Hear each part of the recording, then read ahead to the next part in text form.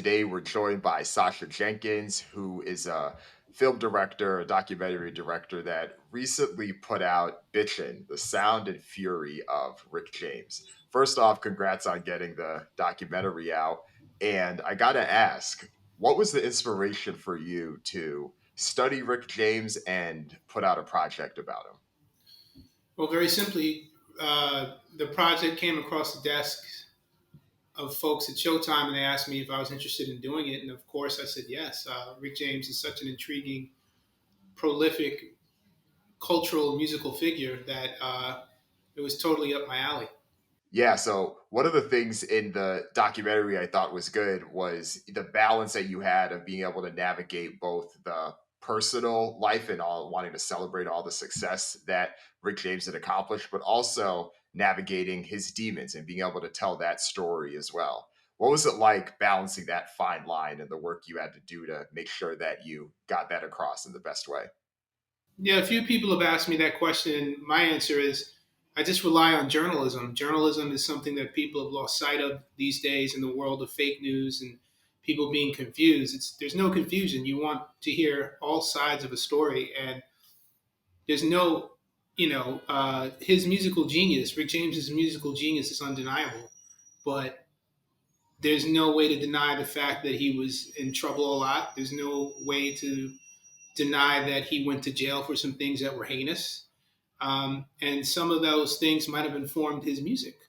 So, in order to really understand the man, you got to understand the man. And understanding the man goes well beyond understanding his music. Mm. Yeah, I think that makes sense.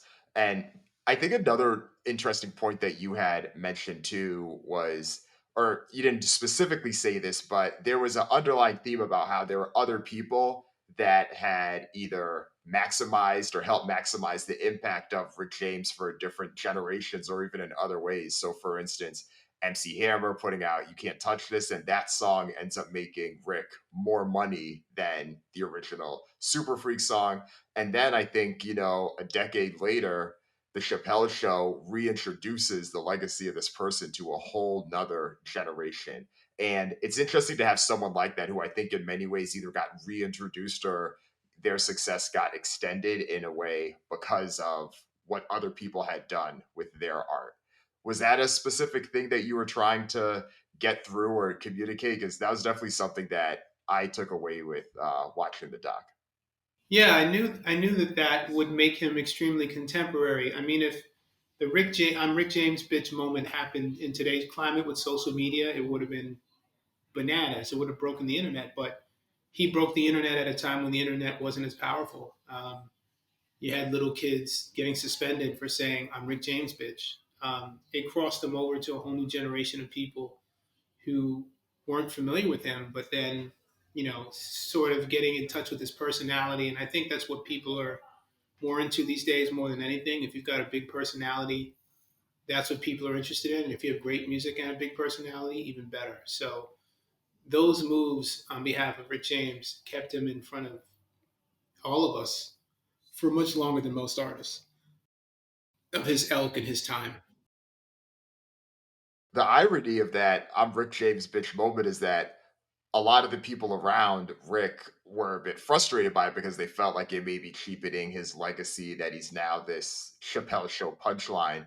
But on the other side, Rick himself leaned into it with that appearance that he had at the BET Awards show a few months after. And I thought that Right. was an interesting balance too, just because, what the artist ends up doing may be different from how, those pure fans feel about it. And artists sometimes do things that they don't necessarily want to do. I mean, we don't have Rick James anywhere saying, "Oh, that moment on the Chappelle show made me feel bad," or "I regret doing it." We don't have that. So the truth is probably somewhere in the middle. He probably felt invigorated and re-energized by the attention that he was getting from a whole new generation of fans. As someone says in the film, David Ritz, the author, fame is a high. When you're used to having an adulation and people giving you compliments all the time, that's a high. And for someone like Rick who struggled with addiction, getting that natural high from being recognized had great value for him, I imagine. But At the same time, did he feel conflicted about it? Maybe he did, but we'll never know. But we had the balance of people who had different perspectives on it in the film. Right, and I'm sure there's even the further separation between Rick's initial impression doing it because he did participate in that Chappelle Show sketch, the Charlie Murphy Real Hollywood Stories, but then where the reaction goes and where it takes it is a completely different thing, right? It almost reminds me of the musicians, like let's say a group like Outkast, they put out a song like "Hey Ya," they have their thought of what it's going to be like before, but then they end up getting so either frustrated or sick of hearing this song because of the reception of it. And that's one thing that sounds like you're alluding to that I feel like is could be part of this as well. It could easily be, but we don't. I don't know for sure. That's why I try to give people the opportunity to make their own decisions when we don't have a definitive answer. You can deduce yourself what you think it may have been. I think with the voices we have in the film, it gives you the best, it gives you the sharpest tools to sort of make that kind of assessment for yourself. Mm. I'd like to talk a little bit more about the development and the process of getting this film off the ground. I know that you mentioned you already had a relationship with Showtime. They had reached out to you about it, but what were the steps like in the process? Well, you want to learn all that you can about someone you're making a film about, so the research process comes. So you get researchers involved. You are researching along with the researchers. You're reading all the literature. You're reading all the biographies and autobiographies and watching film and YouTube and performances and interviews to sort of try to get as close as you can to who the artist is. And then you hire a staff and you look through your research and interviews, and you think about compiling a list of the people who would really round out the story, people who knew him in a particular way, had particular relationships with him, whether they were good friends when he died or on the outs. And from there, you start to shape what the story is or what you think the story might be based on what these people will say. Then you sketch that out on paper, and then you go out and shoot your interviews. And you come armed with questions. I always have questions, but they're more, for me, points of reference because I fancy myself as someone who likes to have conversations with people.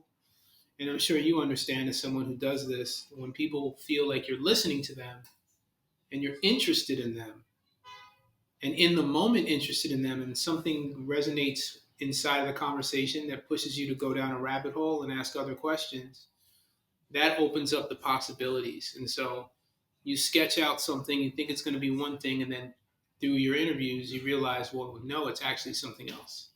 And then by the end, you realize it's somewhere in between what you thought and what they told you.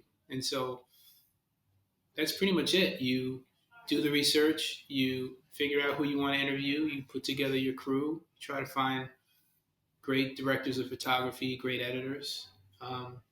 It takes a village.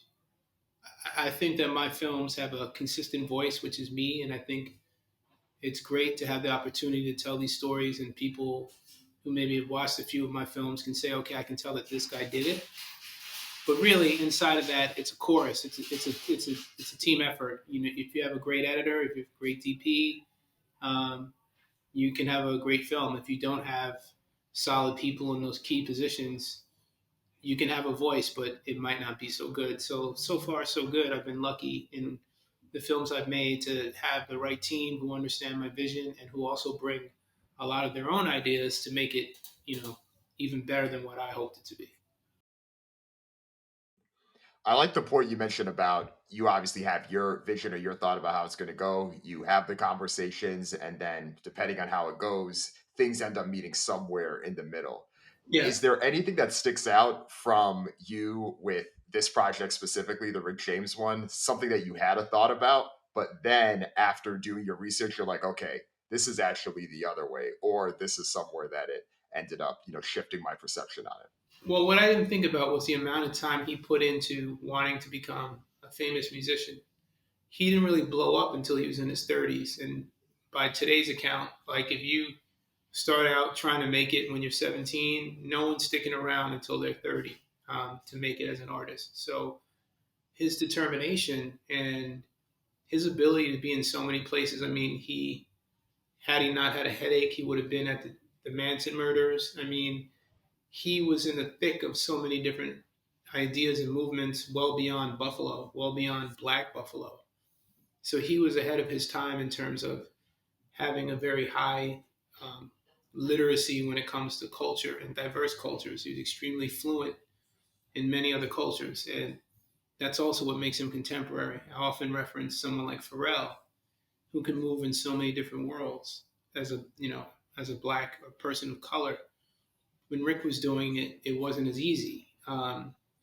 But that's what makes him contemporary. The fact that he's relatable to so many different people. He can hang out with Neil Young. He can hang out with George Clinton and still be his own man and be relatable to so many different people. I think that's the core of what makes him interesting. He's extremely fluent culturally in many different languages. Mm.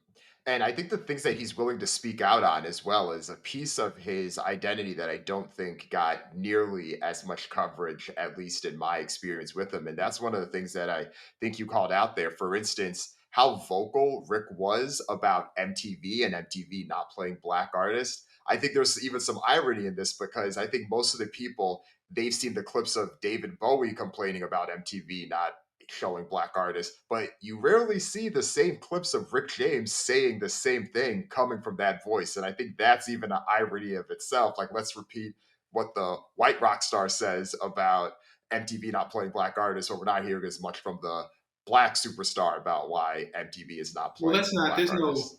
there's no surprise about that. I mean, people want to suppress what black people, people of color have to say, particularly around how they're being ignored or oppressed. So it was a ballsy move. It was in many ways not. It was unselfish of him to do that, to take a stand. Now, I'm sure a part of it was he had selfish motivations. I mean, I believe that he wanted all black artists to get played, but I also believe that he wanted his shit played on MTV too.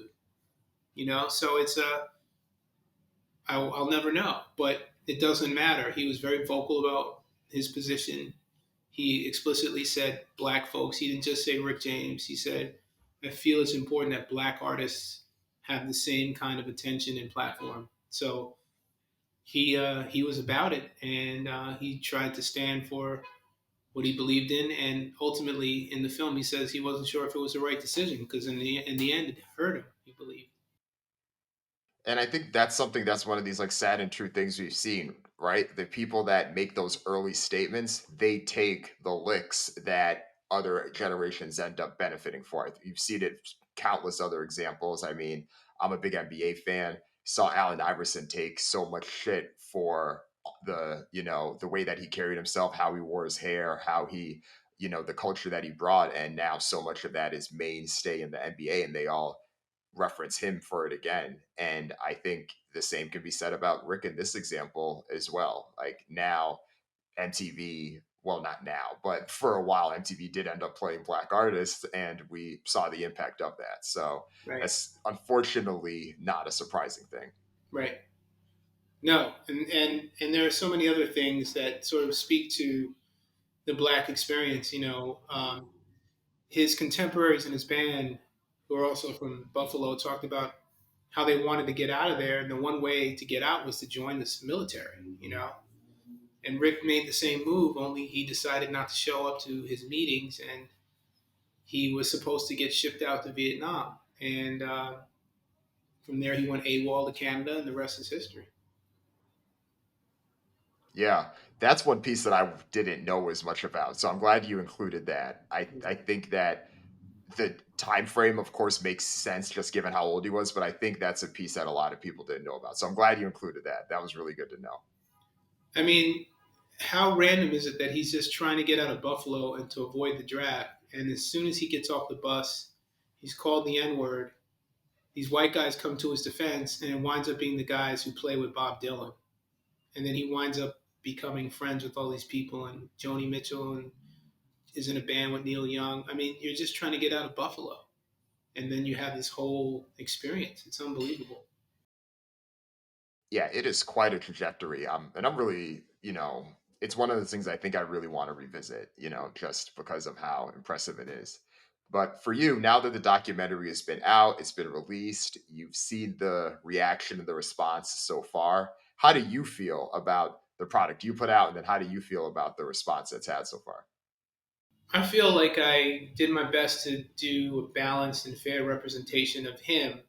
But when I make these films, I also think about people who look like me and how they are going to receive it first and foremost.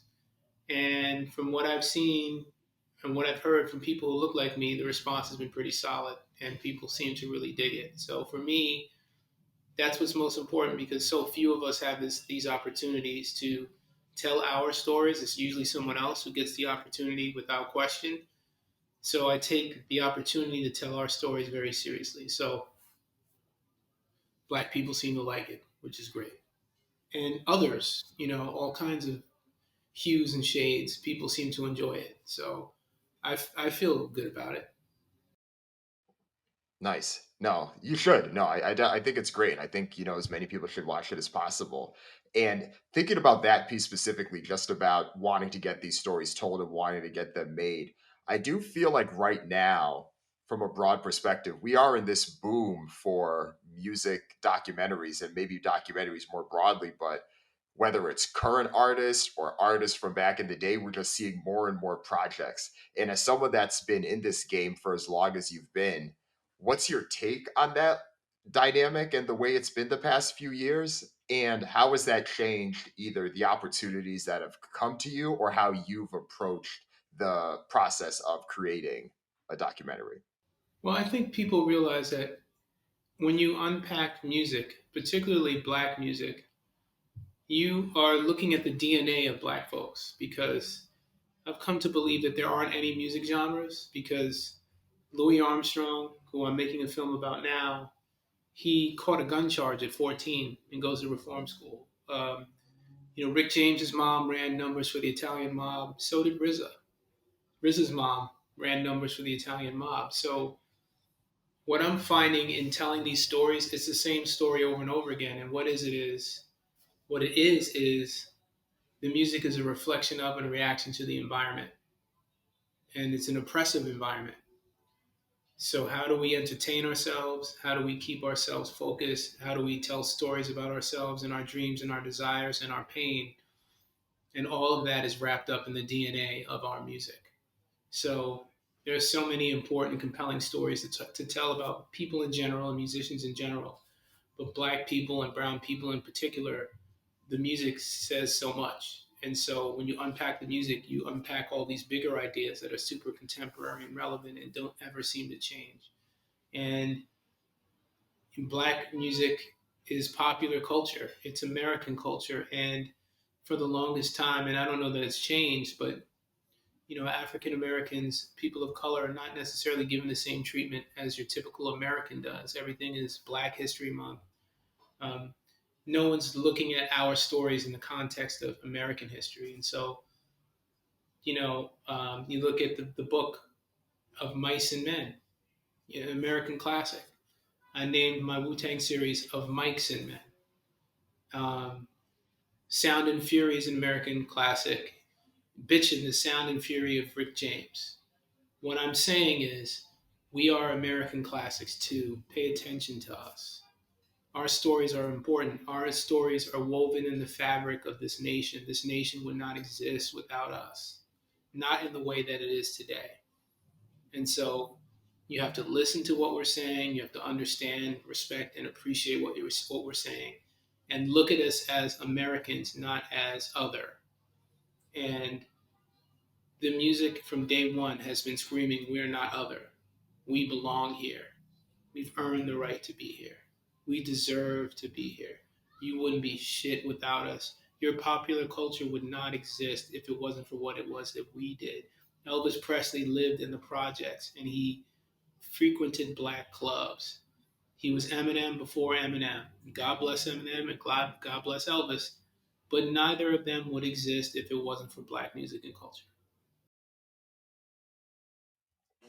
Well said. I mean, I think that just seeing how many artists have been able to a copy so much of what's came from Black culture has been, a dynamic that unfortunately I don't think necessarily will ever change. On the flip side, though, what I feel like, because people are, and people like yourself are highlighting this more, whether it's through their journalism, their writing, their documentaries they're putting out, and that piece of it's been good, and that piece of it's been really great to see. And you mentioned the Louis Armstrong, the documentary that you have coming up there. I'm curious with this though. Do you think that this is the type of documentary that you would have been able to do if it weren't for this broader boom that's been happening? Like, do you feel like you've had more opportunities to get maybe some of these artists or some of these figures that may have not necessarily, whether it's the networks, may have not necessarily been willing to work with you on the vision to have their stories told if it weren't for this streaming era that we're in right now that just wants more content Well, produced than ever? the appetite is there, and all the streaming helps. But I think they recognize that the audience wants to see people who look like them making films about them. So I was a journalist for many years before that, largely writing about music and writing about hip hop in particular. So there's a lot of people wanting to watch this content and a lot of platforms who want the eyeballs. So I'm very blessed to be a black, bankable, New York based documentary filmmaker. But we need more. It shouldn't just be about me. And there are some great filmmakers out there. Chike and Kude, 1 9, Eric Parker, so many great black and brown filmmakers out there, but we need more. We need more of us telling our stories. And so hopefully more of us will get the opportunities to tell the story because I'm not, I'm sure people can pick apart any number of my films and see things that I could have done differently. And I could say, yeah, you're right. I guess with a project like Louis Armstrong, right? And thinking about what you did with Mike's Men as well with the Wu Tang one, some of these projects have been your docu series. They span over several different episodes. Some of them have been the straight shot hour plus, up to 2 hour documentaries.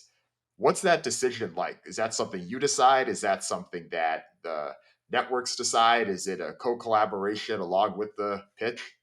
It's a combination. If the material warrants it, then these platforms want as much as you can give. So if there's 4 episodes worth of Wu Tang, they'll take it. So it all depends on the project and the content. I mean, Rick James easily could have been, 3 hours if you wanted it to be, but we felt that you could competently do him justice with one standalone film. So it all depends. Wu Tang, there's like, a lot of people in the group, a lot of years, a lot of records, a lot of history. So 4 episodes was the right thing to do in that case. Okay, that makes sense. Have they made a decision yet for the Louis Armstrong one In terms of what? in Length? terms of whether, yeah, length? Right now it's standalone, but it could be more. We've discussed it potentially being maybe 2, maybe. I mean, his story is an opus, and he's misrepresented. He's misrepresented, or people have misconceptions about him. But he's a supremely royally interesting guy, and a lot of popular culture. I mean, he's the first before the Beatles. He's getting off planes in Europe in the 50s with white people going nuts like he's the Beatles. I mean, he's the guy who set the stage for so much of, for artists like Jay-Z, for artists like the Beatles. I mean, he was doing that first, and most people don't know or understand that. That makes sense. That makes sense.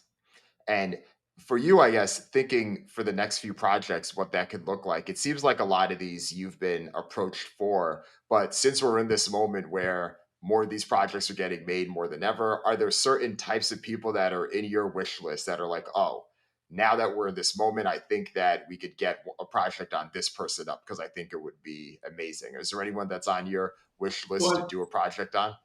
I hate doing stuff like this because it could potentially jinx it. But I've been talking to folks about wanting to do Jimi Hendrix. Like to me, that would be it. Like I could retire. Like if I had the opportunity to do that, I'd be good. So we'll see. We'll see if I'm lucky enough to get the opportunity to do it. But his story is really way more than anyone can imagine, and certainly misrepresented and mostly represented by white journalists. Very rarely do you get a look at Jimi Hendrix from the perspective of someone who might have looked like him. And so there are nuances and little subtle things that often get, you know, left out. And, I'm sure he has Native American ancestry, but there's always this focus on him somehow being Native American more than anything else. And to me, that's a product of, you know, people not wanting to deal with blackness or feeling like being Native American, not, being Native American is a beautiful thing. And I believe his grandmother was Native American, and he was very proud to be, have Native ancestry. But instead of sort of telling the complete story, they'll focus in on, well, his grandma was, Native American, but what about everybody else? So if I had the opportunity, of course, I would love to explore his Native American, his Native ancestry, and also his African American ancestry. Nice. Yeah. That's what I was going to ask you. Like, was there a specific part that you'd like to dive into? But yeah, no, I think that even more broadly, his blackness is something that I don't know has been explored in the same type of ways that it could. And I feel like who's been writing it is a big piece of that. So, no, I mean, he played with Little Richard and the Isley Brothers, like on the Chitlin circuit, making no money. Like that's black.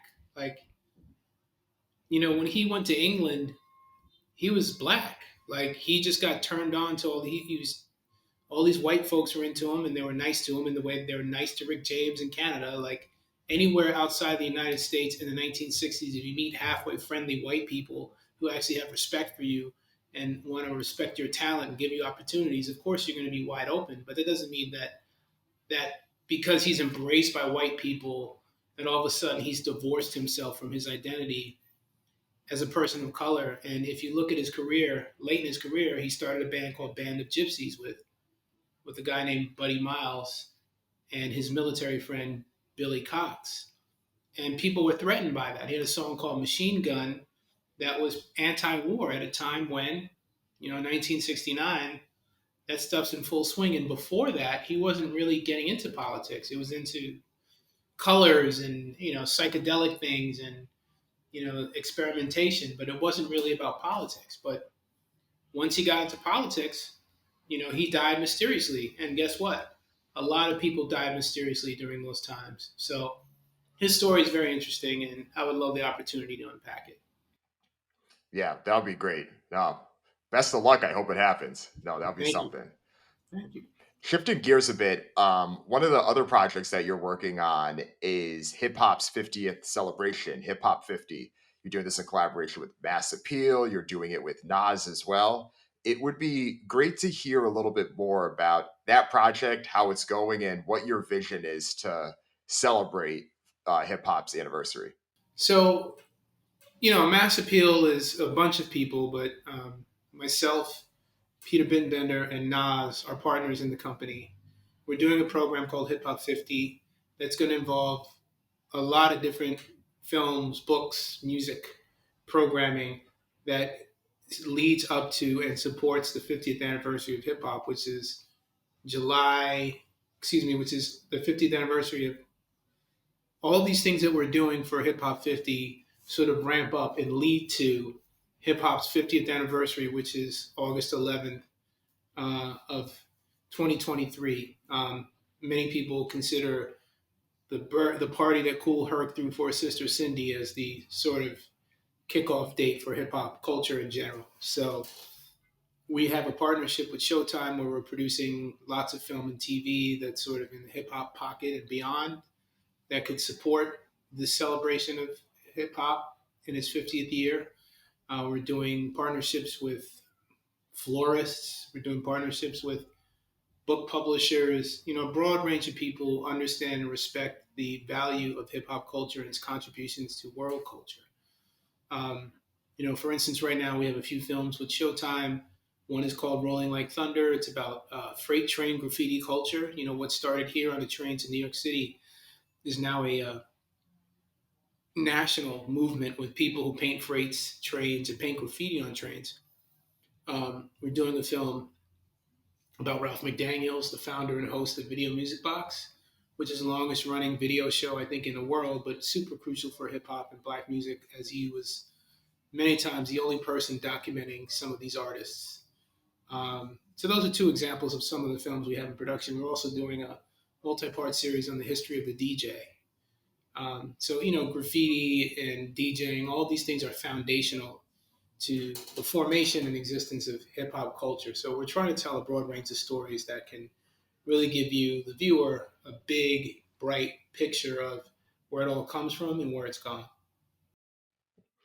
That's what's up. And I think one of the big focuses for a project like this, of course, is the regions and everywhere you're trying to have a voice in this, because I know that New York is home for so much of this. I mean, that's where this party that kicked everything off started, and where so much of the early days of hip hop had its origins. But on the flip side, there's so much else where, you have a place like Atlanta and how important that is to hip hop culture, even some of the roots it has in the, West Indies as well, specifically in Jamaica. That must be a Yes. whole nother dynamic to be able to balance all of that piece too. Just making sure that you're representing everything, but you're still making it clear that New York is a cornerstone for this story. And that's what's great about hip hop. It is inspired by so many different things. It's a narrative of black folks in this country. You're given scraps, and you create something wholly original. Um, it's an old story. Music programs were one of the first things to go in New York City that was bankrupt. So when you consider that kids who were using turntables on the street, who turned the turntable from a tool, a simple tool, to an actual instrument, the technological innovations that hip hop has created, very rarely celebrated or acknowledged. So hip hop, the breadth of the story is so wide ranging, the influence is so wide ranging, and we're going to do our best to get it right. And I'm sure other people will be doing things for the 50th anniversary as well. So hopefully, collectively, we'll all be able to tell the most complete story that's ever been told up until now. You all got out early with the rollout, though. I know other people will definitely have their voice in, but you all definitely got out early. Tell me a little bit more about what the stages will be like. What do things look like for the projects you'll be releasing, or the timeline between now and August 2023?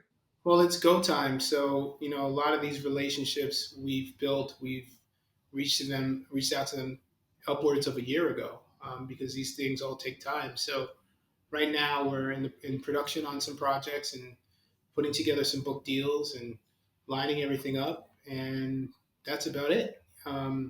Trying to find the best possible stories that we all agree on, at least ourselves and Showtime, and we have the opportunity, if Showtime's not interested in something we believe is great, we have the opportunity to take it elsewhere. So we'll also have programming on other platforms. So right now it's just go time. Just develop, pitch, sell, and make great. Um, you try to never oversell and always try to deliver on what we said we're going to make. And that's how you make your bones. If you overpromise, you won't get the opportunity. So it's really about quality over quantity and having an impact in that way.